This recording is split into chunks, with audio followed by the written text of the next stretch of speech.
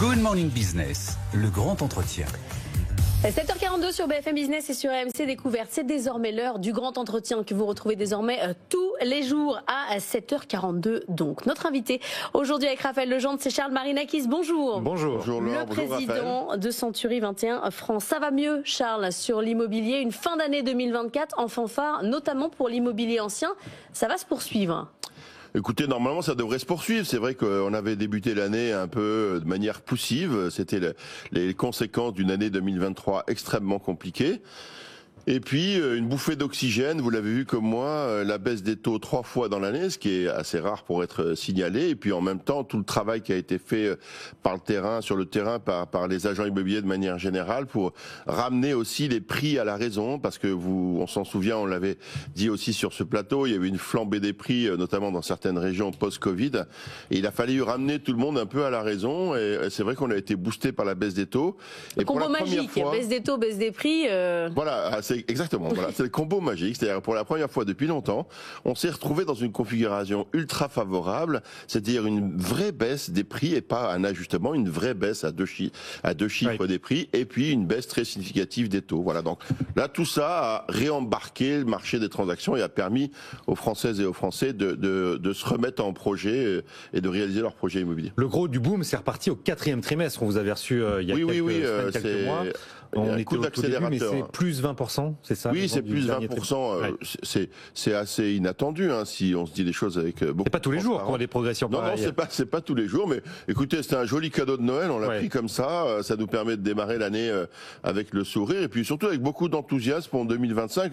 Je lisais sur vos écrans le gouverneur de la Banque de France annonce des taux à 2%. Voilà. Alors, pourvu qu'il ait raison. On est à 3 aujourd'hui. On attend effectivement plusieurs baisses, peut-être 2 baisses pour arriver à 2% de taux d'intérêt. Ça présage d'une année 2025 comment? Plutôt Moi, je pense qu'il faut que ce marché, si vous voulez, arrive à se stabiliser. Moi, ce que je crois, c'est que je suis pas un fan des taux à 1%. Alors, quand je dis ça, je vais pas me faire que des copains. Mais vous avez vu la dérégulation que ça provoque des taux à 1%. C'est pas sain. Ensuite, il faut avoir aussi la lucidité de dire que une banque, c'est un établissement économique et que la banque, elle a besoin de gagner de l'argent ou à minima de ne pas en perdre quand elle fait du crédit à des particuliers. Donc, il faut arriver à quelque chose de stable. Je sais pas si ça descend à 2% ou pas, on verra bien. Mais si déjà ça se stabilisait réellement entre 2,75 et 3,25, si vous voulez, ce serait une fourchette de taux, un équilibre, voilà, qui permet à la fois aux banques de conserver de l'appétence. Parce que finalement, à quoi ça sert d'être à 1%? Vous l'avez vu en 2023, si les banques ne prêtent pas, enfin en 2022, c'est ce qui s'est passé. Avant que les taux ne remontent, tout d'un coup, les banques ont fermé les robinets. Ben oui. Voilà. Donc ça sert à quoi d'être à 1,2% si la banque vous ne prête pas? En fait, il vaut mieux arriver à des taux cohérents, si vous voulez, une espèce d'équilibre de marché qu'on n'a pas vu depuis longtemps. Pour vous, en termes de transactions, ça donne quoi un équilibre de marché? Parce que là, on va sauver les 800 000 en 2024. Pas tout à fait. Moi, j'ai parié sur 780 000. Moi, j'ai pas parié beaucoup. Mais 850 pour vous, c'est un nombre de transactions sain, correct? Exactement. Moi, j'estime que le marché, la ligne de flottaison régulière du marché français, c'est 850 000 transactions de manière équilibrée. On avait tapé les 1,1 million oui, mais c'était tout à fait anormal. C'est l'année 2021, c'est l'année post-Covid. Beaucoup de signatures n'avaient pas pu se faire en 2020, ont été décalées en 2021, etc. Donc, il faut oublier ça. C'est pour ça que moi j'ai fait des chiffres qui partaient de 2019 pour comparer un peu ce qui s'était fait entre 2019. On a utilisé 2 séquences, 2019-2022 et ensuite 2022-2024. Voilà. Et là on voit bien une très grosse croissance des prix très très marquée entre 2019 et 2022 et puis une décroissance, si vous voulez, très marquée aussi entre 2022 et 2024. Voilà. Écoutez, le Covid, vous savez que dans quelques jours, ça fera 5 ans. Voilà. Il faut fermer cette parenthèse du Covid. C'était un truc extraordinaire dans tous les sens du terme. Malheureusement, très négativement extraordinaire. Mais il faut conférer au Covid ce que c'était et il faut revenir à quelque chose de plus régulé, de plus stable. Est-ce que le fait qu'on était un peu en dessous de la ligne de flottaison moyenne en 2024 veut dire un report d'opération en 2025? Est-ce qu'on sera du coup un peu au-dessus? ces 850 000? Je pense pas, parce que il y a malgré tout, même à 3,30 ou à 3,25 ou à 3, il y a malheureusement certains Français pourront malgré tout pas faire l'acquisition. Moi, j'ai toujours, et je l'avais dit sur ce plateau, je pense qu'on n'achète pas une maison parce que tout d'un coup on apprend qu'un taux est à 2% le matin, c'est un projet de vie. Ouais. Voilà. Donc il y a des vérités temporelles. Il y a un moment donné, c'est votre choix et c'est comme ça qu'il faut le réaliser.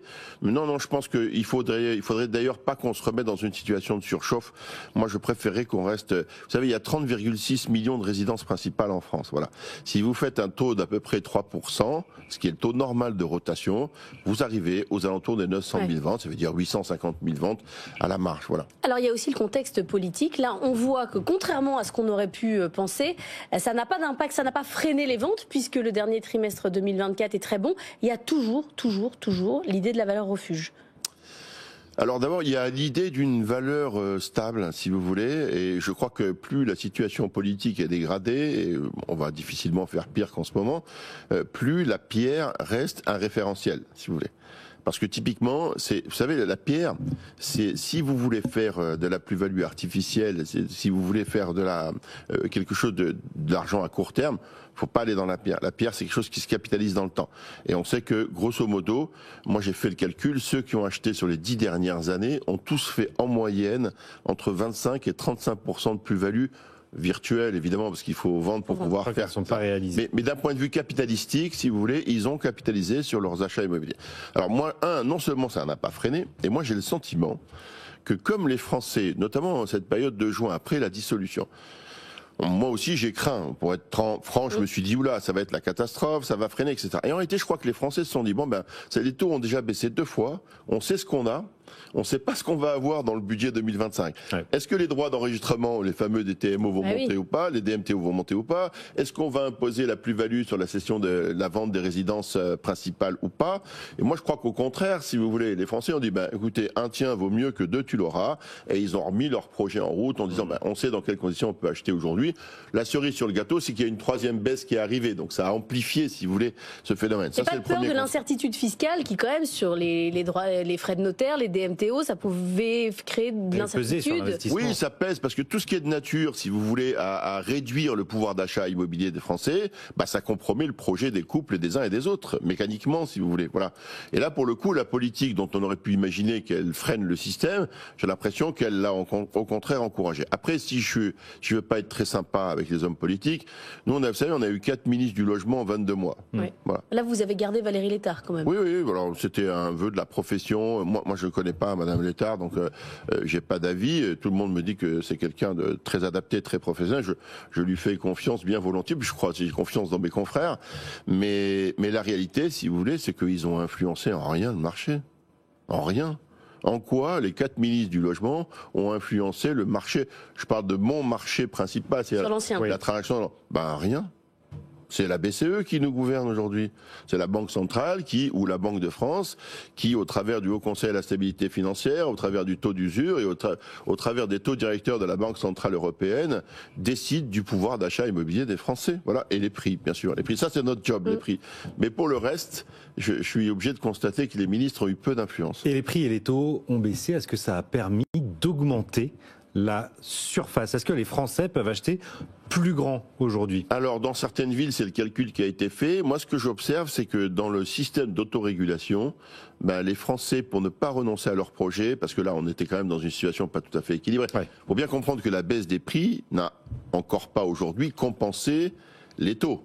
C'est ça la réalité. Il y a encore un différentiel, si vous voulez. Et ce différentiel, pour partie, ils l'ont gommé sur la surface. Pas beaucoup. C'est entre 1 et 2 mètres carrés, si vous voulez, auxquels ils ont renoncé. Bon, un placard. Oui, voilà. Ça remet pas un beau placard. Ce que je veux dire, c'est que ça remet pas. Moi, à Paris, c'est un joli placard. Ah bah oui. Mais ça remet pas en cause un projet. Vous ne renoncez pas à un projet pour 1 ou 2 mètres carrés. Vous voyez ce que je veux dire? Voilà, vous vous adaptez. Voilà, et ce que les Français ont d'ailleurs très bien fait. Vous pouvez renoncer à un projet si on vous ampute de 5 ou 10 mètres carrés, parce que là, c'est un projet de vie qui est remis en cause. Voilà. Sur les agences immobilières, on a eu les chiffres des défaillances de BPCE ce matin. Évidemment, l'immobilier, notamment sur le bâtiment, est très concerné, mais sur les agences immobilières, on voit qu'il y a eu un taux de défaut qui a augmenté de 225% du côté des agences depuis 2019. Pareil, effet rattrapage, effet Covid, qu'est-ce que vous en dites? C'est malheureusement une réalité. Elle est exprimée avec beaucoup de puissance quand on dit c'est plus de 100%. Si je la ramène à la valeur absolue, c'est environ 1200 agences, si vous voulez, qui ont fermé leurs portes. C'est regrettable pour nos confrères. Sur un total de combien d'agences en France? Il y a 26 000 cartes professionnelles opérationnelles. 1200 sur 26 000. Voilà. Donc voilà, je dis pas que c'est bien, mais je dis qu'il faut relativiser parce que d'une part, en pourcentage absolu par rapport au parc des agences immobilières, c'est quand même pas la majorité qui se sont retrouvées en situation, en état de cessation des paiements. Ça ne veut pas dire que certaines d'entre elles ne sont pas en difficulté, que ça n'a pas été compliqué. On a fait 2 années vraiment compliquées. Je vous dis, on a une bouffée d'oxygène au dernier trimestre. Mais si vous faites ça, il faut mettre en parallèle aussi le nombre de créations d'agences qu'il y a eu entre 2019 et 2022. Et le parc a grossi de 12% d'agences. Vous voyez, donc ça veut dire qu'on a créé plus de 2500 agences dans le même temps. Ce qui est dommage, c'est que certains se sont lancés dans ce métier et ont été frappés de plein fouet, si vous voulez, par cette période d'augmentation brutale des taux et ils n'ont pas eu le temps de pouvoir s'installer durablement dans le métier. Et, faute de trésorerie, ils se sont retrouvés en difficulté. Voilà. Bon, ça, on est triste de cette situation. Il y a des zones où l'activité n'est pas repartie. En Bretagne, en Pays de la Loire, dans le Grand Est, l'Auvergne, Rhône-Alpes, ils n'ont pas assez baissé les prix? Oui, ils n'ont pas assez baissé les prix. Malheureusement, j'ai pas d'autre solution. Hein. Cette mécanique, elle est implacable.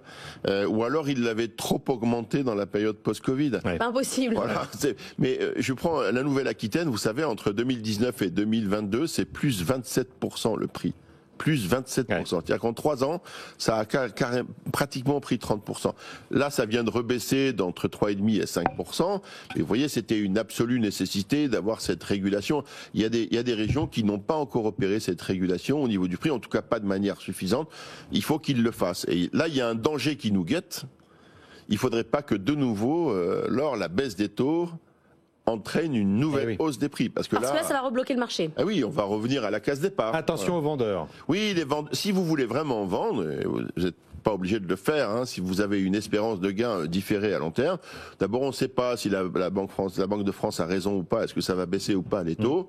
Mais en tout état de cause, si même les taux baissaient et qu'on augmente le prix, il n'y a pas d'économie de système. Le système reste bloqué. Vous voyez, à un moment donné, ce qu'on donne aux vendeurs, on ne peut pas le donner à la banque et inversement. Voilà, donc il faut choisir. D'où une situation d'équilibre. Mais moi, j'encourage les vendeurs, ceux qui le sont vraiment, qui ont un autre projet immobilier, c'est-à-dire de vendre et de racheter ou de se délocaliser, etc. Il faut raison garder sur les prix et pas dire mécaniquement les taux ont baissé donc je vais augmenter mon prix. Ils vont se remettre hors marché. Merci beaucoup Charles Marinakis d'être venu ce matin, le président de Century 21 en France.